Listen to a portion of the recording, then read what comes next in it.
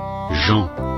Chapitre 3. Mais il y eut un homme d'entre les pharisiens, nommé Nicodème, un chef des Juifs, qui vint, lui, auprès de Jésus, de nuit, et lui dit, Rabbi, nous savons que tu es un docteur venu de Dieu, car personne ne peut faire ces miracles que tu fais, si Dieu n'est avec lui.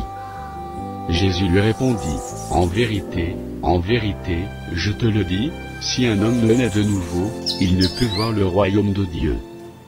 Nicodème lui dit, comment un homme peut-il naître quand il est vieux? Peut-il rentrer dans le sein de sa mère et naître?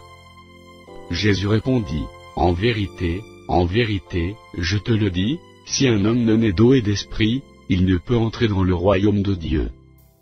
Ce qui est né de la chair est chair, et ce qui est né de l'esprit est esprit. Ne t'étonne pas que je t'ai dit, il faut que vous naissiez de nouveau. Le vent souffle où il veut, et tu en entends le bruit, mais tu ne sais d'où il vient, ni où il va. Il en est ainsi de tout homme, qui est né de l'esprit. Nicodème lui dit, comment cela peut-il se faire? Jésus lui répondit, tu es le docteur d'Israël, et tu ne sais pas ces choses. En vérité, je te le dis, nous disons ce que nous savons, et nous rendons témoignage de ce que nous avons vu, et vous ne recevez pas notre témoignage. Si vous ne croyez pas quand je vous ai parlé des choses terrestres, comment croirez-vous quand je vous parlerai des choses célestes? Personne n'est monté au ciel, et si ce n'est celui qui est descendu du ciel, le Fils de l'homme qui est dans le ciel. Et comme Moïse éleva le serpent dans le désert, il faut de même que le Fils de l'homme soit élevé, afin que quiconque croit en lui ait la vie éternelle. Car Dieu a tant aimé le monde, qu'il a donné son Fils unique, afin que quiconque croit en lui ne périsse point, mais qu'il ait la vie éternelle. Dieu, en effet, n'a pas envoyé son Fils dans le monde pour qu'il juge le monde, mais pour que le monde soit sauvé par lui. Celui qui croit en lui n'est point jugé, mais celui qui ne croit pas est déjà jugé, parce qu'il n'a pas cru au nom du Fils unique de Dieu.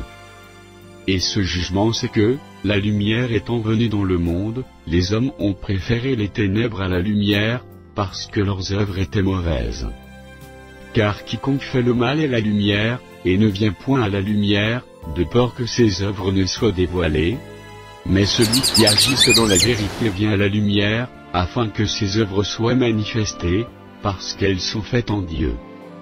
Après cela, Jésus, accompagné de ses disciples, se rendit dans la terre de Judée et là il demeurait avec eux, et il baptisait. Jean aussi baptisa à Énon, près de Salim, parce qu'il y avait là beaucoup d'eau, et on y venait pour être baptisé. Car Jean n'avait pas encore été mis en prison. Or, il s'éleva de la part des disciples de Jean une dispute, avec un juif touchant la purification. Ils vinrent trouver Jean, et lui dirent, Rabbi, celui qui était avec toi au-delà du Jourdain, et à qui tu as rendu témoignage, voici, il baptise, et tous vont à lui. Jean répondit, un homme ne peut recevoir que ce qui lui a été donné du ciel. Vous-même êtes témoins que j'ai dit, je ne suis pas le Christ, mais j'ai été envoyé devant lui. Celui à qui appartient l'épouse, c'est l'époux, mais l'ami de l'époux, qui se tient là et qui l'entend, éprouve une grande joie à cause de la voix de l'époux. Aussi cette joie, qui est la mienne, est parfaite. Il faut qu'il croisse, et que je diminue. Celui qui vient en haut est au-dessus de tous, celui qui est de la terre est de la terre, et il parle comme étant de la terre. Celui qui vient du ciel est au-dessus de tous, il rend témoignage de ce qu'il a vu et entendu, et personne ne reçoit son témoignage. Celui qui a reçu son témoignage, a certifié que Dieu est vrai, car celui que Dieu a envoyé dit les paroles de Dieu, parce que Dieu ne lui donne pas l'esprit avec mesure. Le Père aime le Fils, et il a remis toutes choses entre ses mains. Celui qui croit au Fils a la vie éternelle, celui qui ne croit pas au Fils ne verra point la vie, mais la colère de Dieu demeure sur lui.